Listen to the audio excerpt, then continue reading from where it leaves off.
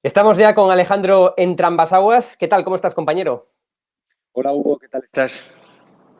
Me gustaría preguntarte, claro, ¿qué ha pasado en Bolivia, en primer lugar, ¿no? En la primera entrega del serial que publicabas en OK Diario, hablabas que la Fiscalía de Bolivia ha usado el informe de un profesor de la Universidad de Salamanca para archivar la investigación sobre el fraude electoral. Para comenzar un poco por orden, ¿en qué consistió el fraude electoral en Bolivia, Alejandro? Bueno, pues para responder a esta pregunta tenemos que remontarnos a octubre de 2019. En ese momento fue cuando en Bolivia tuvieron lugar las elecciones presidenciales en las que se pilló al expresidente Evo Morales cometiendo un megafraude electoral.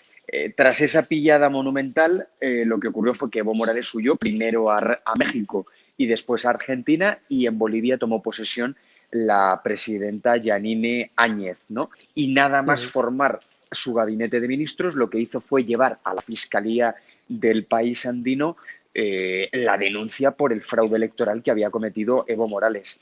¿Qué es lo que ocurre? Que en el momento en el que Yanine Áñez sale del poder tras las elecciones que tuvieron lugar un año después, en octubre de 2020, el partido de Evo Morales, el Movimiento al Socialismo, gana las elecciones, a Yanine Áñez la meten en la cárcel acusándola falsamente de un golpe de Estado que nunca tuvo lugar, y lo primero que hace el actual presidente, Luis Arce, que es el delfín y heredero político de Evo Morales, es archivar la investigación que se estaba llevando a cabo, la investigación judicial sobre el fraude de Evo Morales, ¿no?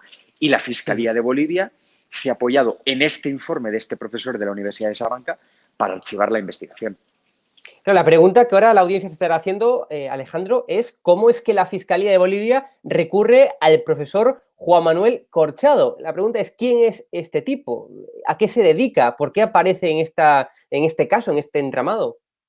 Bueno, pues fue la misma pregunta que me hice yo cuando me di cuenta de que desde la Fiscalía se habían pagado $30.000 a un profesor que, bueno, tiene cierta trayectoria. A día de hoy es catedrático de Ciencia de la Computación e Inteligencia Artificial de la Universidad de Salamanca, pero es un total desconocido dentro del cuerpo docente a nivel nacional en España, ¿no? Entonces es por eso que nos ponemos a investigar a esta persona y descubrimos, que yo creo que es lo verdaderamente relevante de la información, que es lo que publicamos en OK Diario, que en el año 2010 Juan Manuel Corchado fue asesor del gobierno de José Luis Rodríguez Zapatero. Concretamente ostentó un cargo de asesor en materia científica de un organismo público dependiente del Ministerio de Ciencia, que en aquel momento estaba dirigido por la socialista Cristina Garamendia. Joder. Publicas también que el contrato es ilegal. Explícanos por qué, Alejandro. Bueno, que el contrato es ilegal lo ha denunciado la oposición boliviana, los dos principales partidos, que son Comunidad Ciudadana y Creemos, ¿no? Es un contrato que está plagado de irregularidades. La oposición ha detectado 7 que son lo que hacen que ese contrato pues sea ilegal.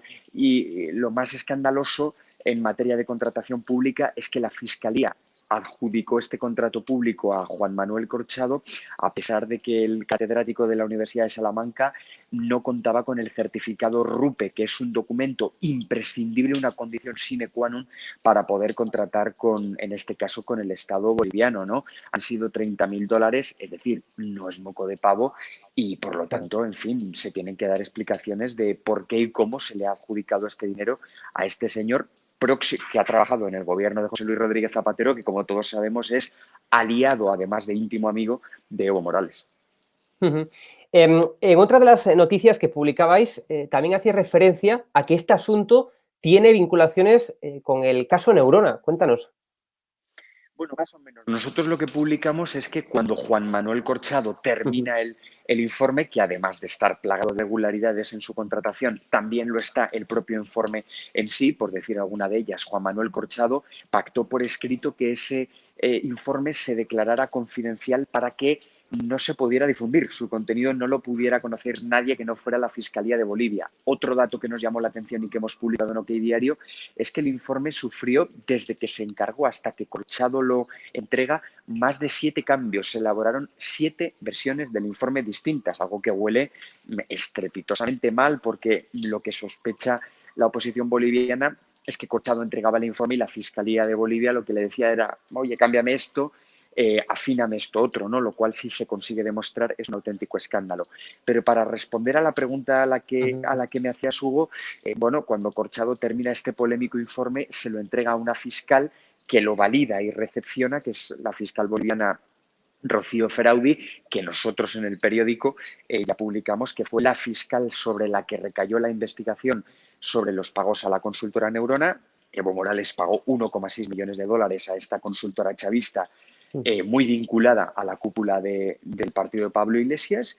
Y bueno, esta fiscal lo que hizo fue guardar en un cajón, tener dormida durante 11 meses esta investigación, y cuando el partido de Evo Morales regresa al poder, lo primero que hace es archivar de lleno la investigación sobre los pagos a Neurona, ¿no? Es decir, entonces nosotros a lo que hacemos referencia es: qué casualidad, la fiscal que archiva los pagos a Neurona es la misma que recepciona y valida el polémico informe de Juan Manuel Corchado, ¿no? La conclusión de todo esto, Hugo, es que la Universidad de Salamanca se ha prestado, Sí. eh, en fin, a blanquear el megafraude electoral de Evo Morales y, por ende, todas las atrocidades que está cometiendo el actual gobierno de Bolivia. Es una pena, porque la Universidad de Salamanca no solo es una universidad muy prestigiosa aquí en España, sino Sí. en todo el mundo, como tú y yo sabemos.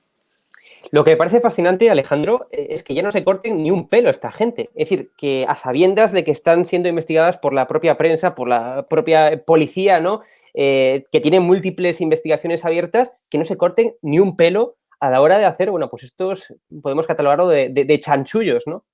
El problema de todo esto es la impunidad, ¿no? Que se creen completamente impunes, tanto aquí en España los Claro. miembros de Podemos, Pablo Iglesias, Pablo Echenique, Juan Carlos Monedero y toda la cúpula del partido, y luego también en Bolivia, ¿no? En Bolivia ten en cuenta que por desgracia la prensa, el periodismo de investigación, como lo conocemos, por ejemplo, aquí en España, allí no existe, porque allí a los periodistas los amenazan con echarles del trabajo, persiguen a sus familias, y en fin, claro, eso es una batalla continua la que allí los periodistas tienen que labrar, ¿no? Este tipo de cosas están saliendo en Bolivia, pero claro, se están haciendo eco de lo que nosotros estamos publicando aquí en España, ¿no? Y no se te olvide, Hugo, en teoría España es un país aliado de Bolivia, Sí. pero sin embargo el presidente del gobierno, Pedro Sánchez, no ha dicho absolutamente nada, y por desgracia ninguno de sus ministros, sobre la terrible situación que se está viviendo ahora mismo en el país andino, ¿no?